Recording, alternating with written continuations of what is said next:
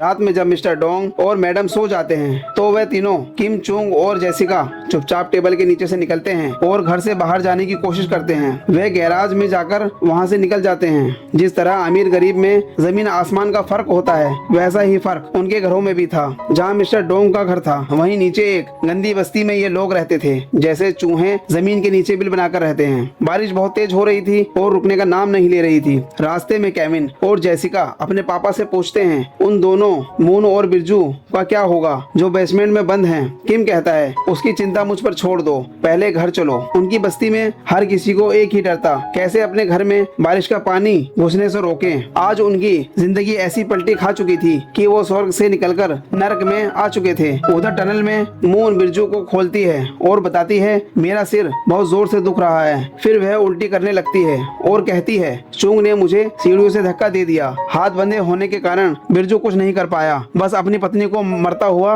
देखता है। फिर वह किसी तरह खुद को पाइप से छुड़वाता है और फिर से लाइट के जरिए संदेश भेजने की कोशिश करता है। किम अपनी जानवरों जैसी जिंदगी से दुखी था। जिन लोगों के घर डूब गए थे वो सब एक कम्युनिटी हॉल में रह रहे थे। एक बड़े घर का सपना देखते देखते उनका खुद का छोटा घर भी छिन गया था। कहीं खाने को कुछ नहीं था और कहीं बर्थडे पार्टी की तैयारियां हो रही थी। तभी मैडम किम केविन और जेसिका को पार्टी में इनवाइट करती है। किम काम पर तो जाता है लेकिन मन से बहुत दुखी होता है। उनके मन में हजारों सवाल थे जिनके जवाब उसे नहीं मिल रहे थे। एक तो कपड़ों से आती बदबू वाली बात उसके मन से नहीं निकल रही थी और दूसरा उसका खुद का घर डूब गया था। फिर भी वह ड्यूटी पर आया था। अब घर पर मेहमान आने लगे थे लेकिन किम, चुंग, केविन और जेसिका कोई भी खुश नहीं था। मिस्टर डोंग किम का उतरा हुआ चेहरा देखकर कहते हैं मैं आज तुम्हें ओवर टाइम दूंगा लेकिन अपने चेहरे पर मुस्कान रखो।